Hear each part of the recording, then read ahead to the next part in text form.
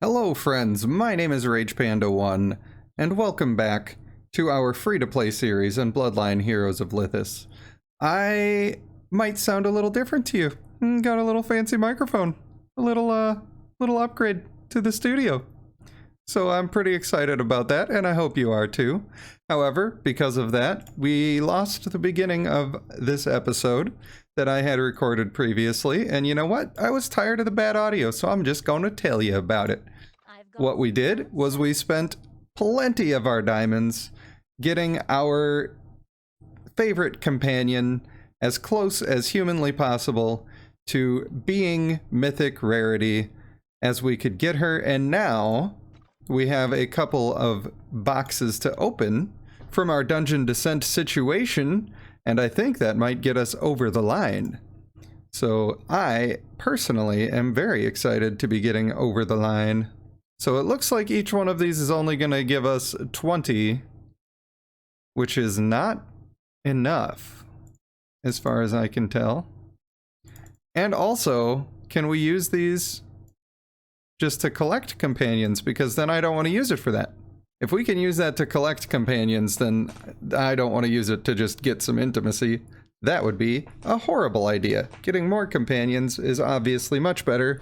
And the next one that I want to get is our Lionstone companion, because I need some frontliners and I need to be producing more tanks so that I can actually ascend them.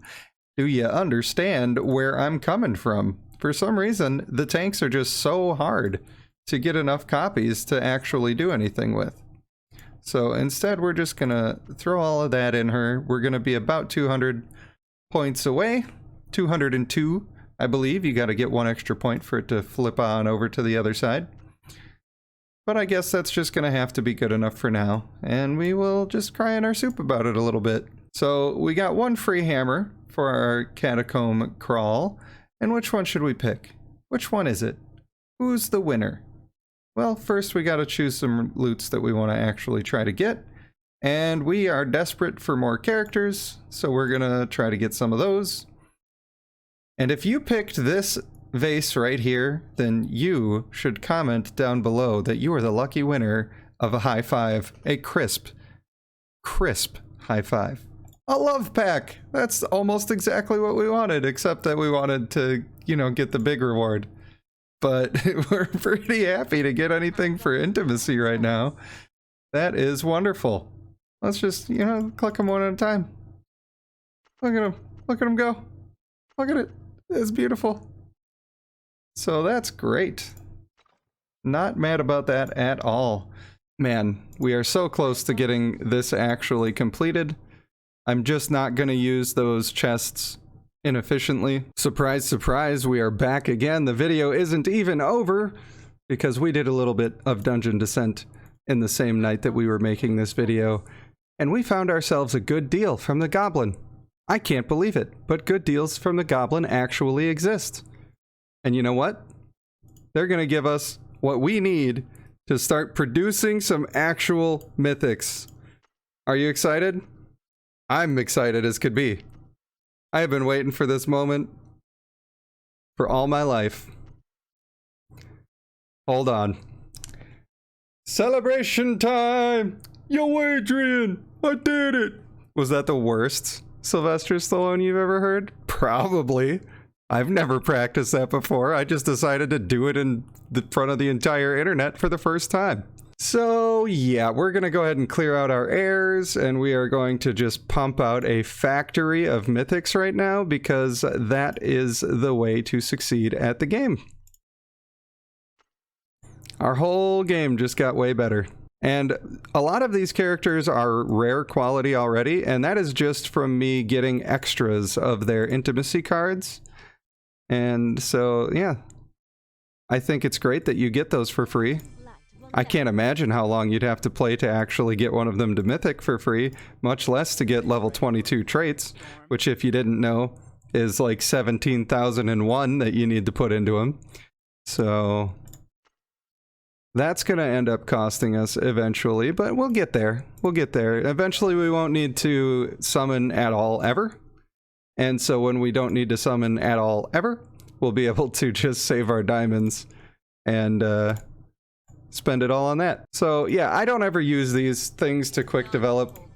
I have hundreds of them. I'm not worried about spending them so that we can get through all of this and fill up a roster with actual usable mythics that we can now breed together so we can get good traits on some of our other people. I'm not really going to breed too many with the people that I have because I don't have that great of people.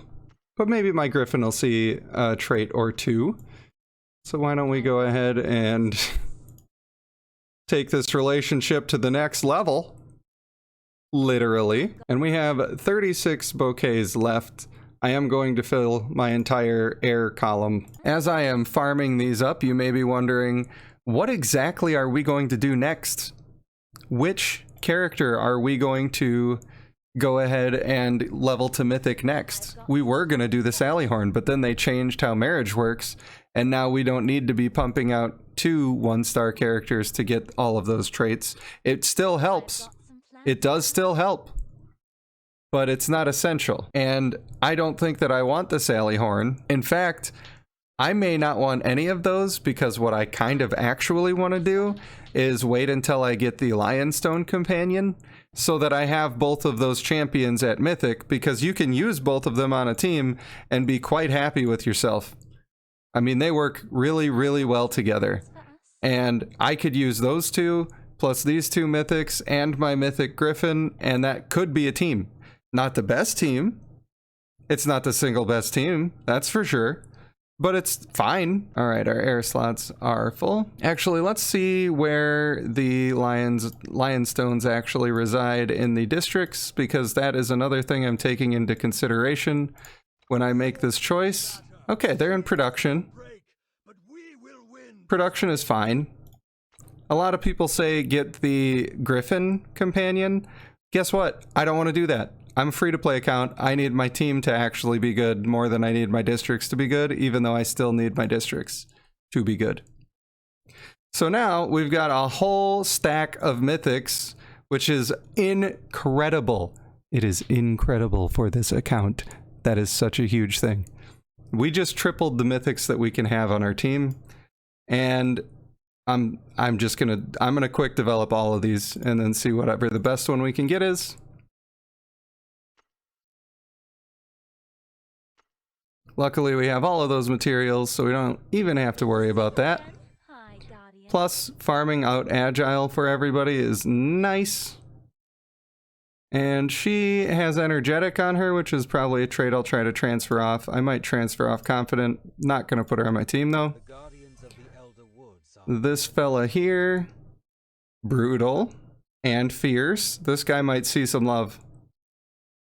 He just needs a little bit of help to be really fantastic. She has Cutthroat, Honorable. I mean, there's a lot of good traits there. Now, when I'm making a DPS character, and hopefully I have the resources to prove this to you at some point. Noble is very nice. When you use Athletic with Brutal and Fierce, the damage of your character is insane. Now, a lot of people read the flat number that comes with Athletic and they say it's bad. Or they watched some tier list from early game before people knew how it worked and they say that's bad.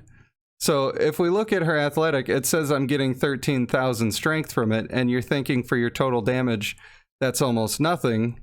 And she's also got Brutal. I wonder if I could get one with just Brutal, it would be easier for me to show you the difference of the actual power that you gain from it, because Athletic will apply to your character before any of the other bonuses or multipliers.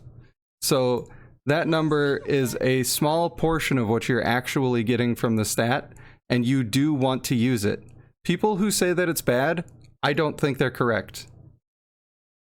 In fact, if people who say that it's bad, that it is not good, I think those people are dead wrong.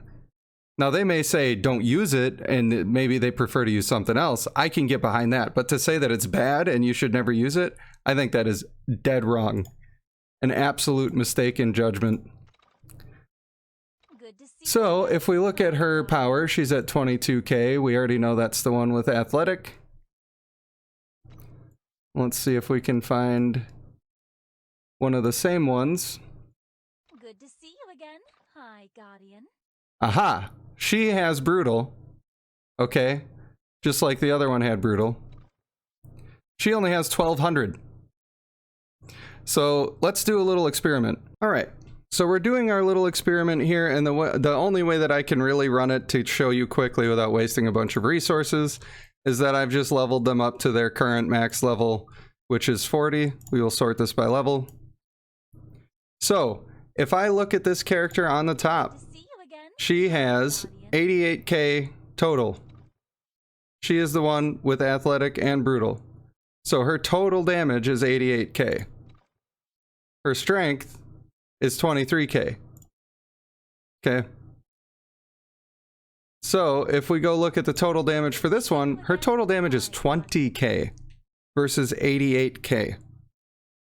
Her strength down here is 1764. Now, yeah, she's only level 40, but brutal is the one that everybody's telling you to get, that everybody's telling you to use. Which one of these is actually providing the huge bonus here? Given the one on top has both, and I think both is the way to go. In fact, I think both plus fierce is the way to go. When you look at these numbers and you tell me that that's worse for your damage, I don't understand what you're talking about. I just don't understand what you're talking about. That amount of damage is insane. And if you look at the after battle stats, when you are actually running all of those together, especially if I could get fierce and I already have agile on her, which is a nice little bonus of being a Trevane. I think you're crazy if you say that's not good. Now, are there other things that are good on her? Yeah, I think getting the stun from the Elzadeth, where you have a chance on stun when you hit things, is great because she has this little shooting 3 times at somebody. So shooting more often means a good thing is happening when you're trying to proc things because you get more chances to proc it. I also think that Cutthroat would be super good there. So this is something that I'm going to play with. I'm going to get both male and female versions married with good traits for high damage. I'm not sure what my team is going to look like after I've completed all of this. And I'm not sure who I'm going to level up next, but I'm definitely not going to go for level 22 traits because, like I said, I need more people in districts. I need more people on my team. So if I only cared about people on my team, I might go Aeson because I really need a support and male Aeson is super good. But because that is in the same district, I don't want to do that. Because that's in the same district, I think I'd rather get the Lionstone Lady, and I think when I unlock her, I'm gonna go ahead and take her to Mythic. But you know, maybe that's not for everybody, but I really need those champions and I really need to make them strong. I love using them. That's the way it's gonna be. So for now, thank you for watching the video. If you disagree with everything I said about the athletic and brutal and fierce, then please let me know about it in the comments below. And if I educated you on it a little bit and you've decided to change something about your own team, then maybe you could hit me with that subscribe, and I will see you in the next one.